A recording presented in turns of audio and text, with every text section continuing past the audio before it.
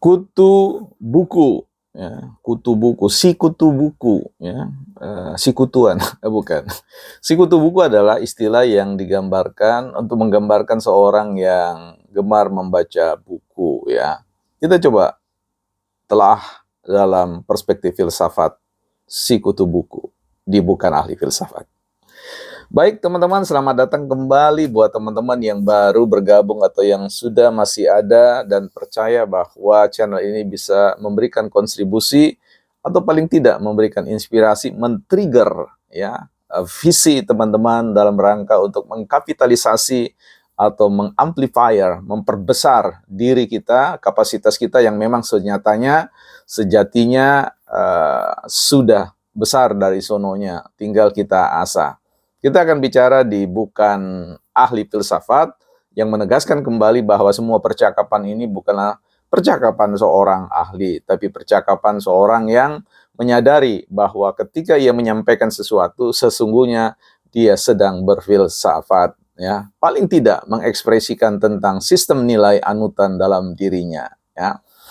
Baik, kita akan bicarakan tentang si kutu. Dalam beberapa komentar di video-video yang membahas tentang seseorang, ada beberapa komentar yang menarik, yang menggelitik, dan sign quote agak lucu ya. Tetapi lucu bukan berarti dia rendah. Lucu itu sesuatu yang baik ya. Mengatakan bahwa si A itu adalah kutu buku. Nah, Anda ini siapa? Anda ini siapa ya? Hanya pamer-pamer buku di background konten, seolah-olah mencerminkan, menggambarkan bahwa buku yang berbaris di belakang itu dengan sendirinya merupakan citra dari sang pembicara ya. Tapi whatever lah ya, itu kemerdekaan seseorang memberikan penilaian. Baik, tapi kita mau bicara soal refleksi terkait dengan si kutu buku ya. Dalam satu kesempatan ya saya memberikan ya semacam sharing terkait dengan dunia buku, perbukuan, karena sampai hari ini saya tercatat sebagai salah seorang direktur di bidang penerbitan. Jadi saya bercengkrama dengan dunia tulis-menulis, ya, dunia setting-menyeting, mengevaluasi buku-buku mana yang layak untuk diterbitkan dan mana yang tidak, ya, seperti itu. Ya, sampai hari ini sudah sekitar puluhan tahun saya menekuni di bidang penerbitan, dan sebelumnya bersentuhan dengan dunia tulis-menulis, sharing di seputar tentang penulisan masuk keluar kampus untuk menyampaikan sharing bagaimana menulis sebuah buku yang tidak pernah ditulis oleh orang lain. Artinya bukan sebuah kompilasi dari pemikiran-pemikiran yang ada, apalagi mengungguli buku-buku yang ada ya. Buku-buku teman yang sudah eksis ya, kalau memang representatif ya kita rekomendasi saja, dan kita menulis sesuatu yang memang belum pernah ditulis dalam artian tertentu ya.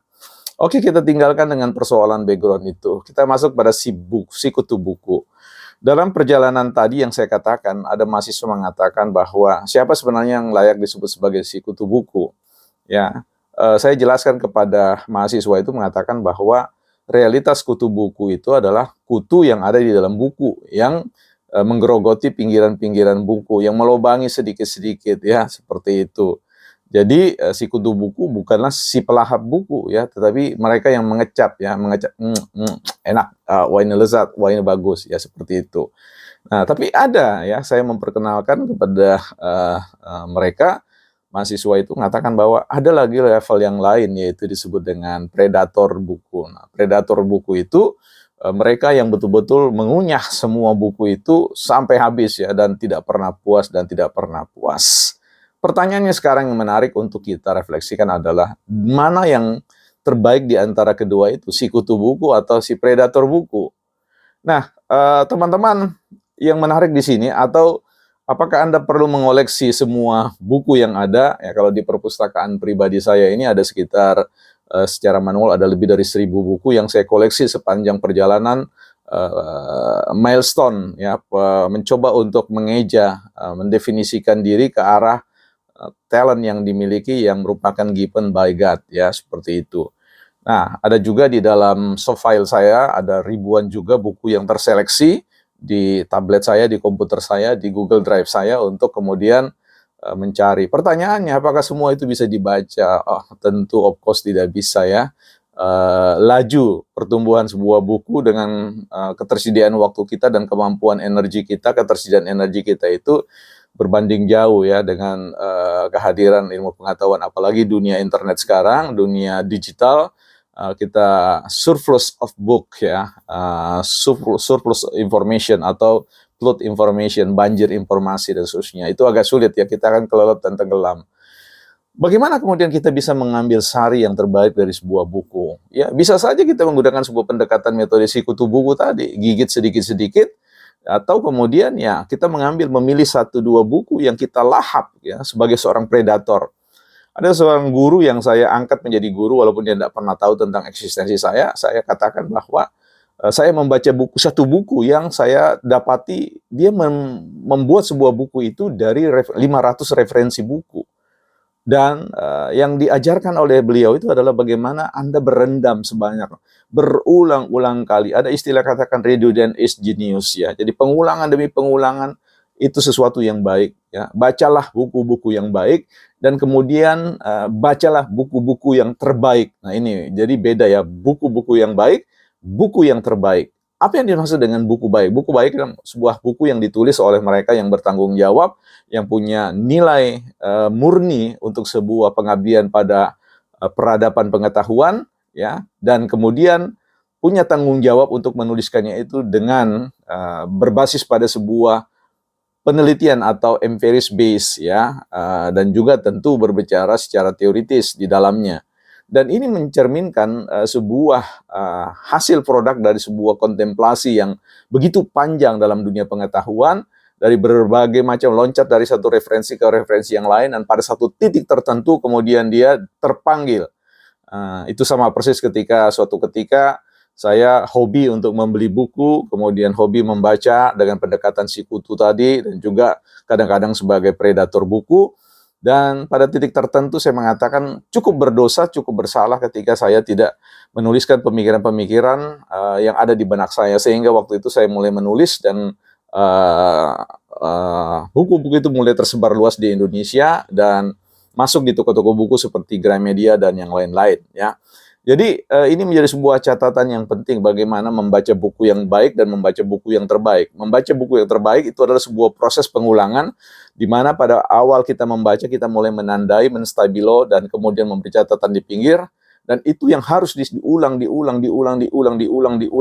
sampai pada akhirnya itu menjadi bagian dari kedirian kita. Bahkan dia flowing, mengalir tanpa kita berpikir secara keras ya. Jadi disinilah nilai manfaat dari sebuah buku yang kita tekuni dengan pendekatan predator ya. Jadi melahap sebuah buku itu bukan dalam konteks keluasannya tetapi kedalaman. Semua pikiran-pikiran terbaik yang disajikan oleh penulis itu kita baca, kita lahap semuanya dengan cara menggigit dia segigit demi segigit dengan pendekatan kutu tadi, dan kemudian melahap dengan pendekatan predator. Artinya semua gagasan-gagasan yang brilian itu kemudian kita pikirkan secara berulang-ulang dan kita gunakan. Jadi dalam rangka menghadirkan sebuah pemikiran yang baik, saya kira teman-teman kita tidak boleh, orang bilang ya, seuzon atau berprasangka buruk kepada orang lain hanya karena dia tidak mengutip sebuah pemikiran yang A, B, C, dan D. Dia melted sebenarnya. Jadi pemikiran-pemikiran mereka bisa jadi itu melted, larut tanpa kita tahu bahwa sumbernya dari mana. Ini bukan sebuah kejahatan dalam dunia literasi, tapi sesuatu yang memang otak kita agak sulit mengeja ya, karena seringkali ketika kita menyebutkan sebuah nama, buku, pemikiran, kadang-kadang kita meleset ya seperti itu. Nah, dalam konteks kita membaca sebuah buku, kita perlu melakukan apa yang disebut dengan setting bidikan ya. Setting bidikan itu Anda memilih memang jenis buku yang kompatibel atau cocok dengan bidang talent Anda ya, yang Anda sukai, ya, yang merupakan bidang keahlian Anda, sehingga memang pada suatu ketika jangan Anda yang bilang diri Anda pakar, tapi biarlah orang lain yang memberikan pengakuan seperti itu. Ya, ini penting sekali teman-teman, apalagi di era informasi ini, seringkali orang tampil memoles dirinya seperti layaknya seorang pakar. Kita pernah membahas tentang matinya kepakaran ya, bahwa orang yang tidak pernah berjibaku dengan sebuah proses yang panjang, kemudian tampil dengan cara pendekatan AI, kemudian terlihat sangat cerdas dan sangat expert. Bahkan orang-orang yang expert kemudian mati gaya di depan kamera dan sebagainya. Tapi ya itu sisi lain dari sebuah efek dari sebuah keajaiban artificial intelligence.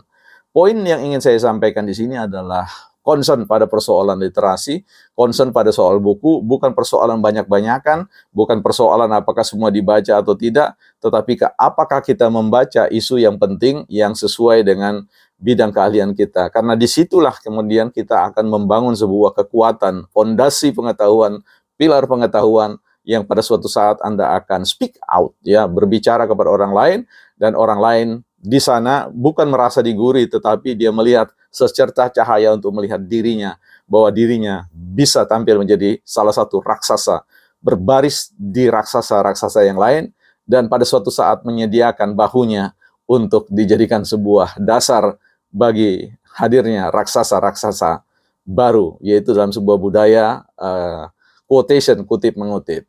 Bukan si kutu buku dan juga bukan si predator buku.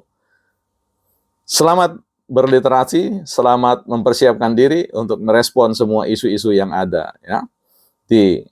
Kita ketemu lagi di Bukan Ahli Filsafat.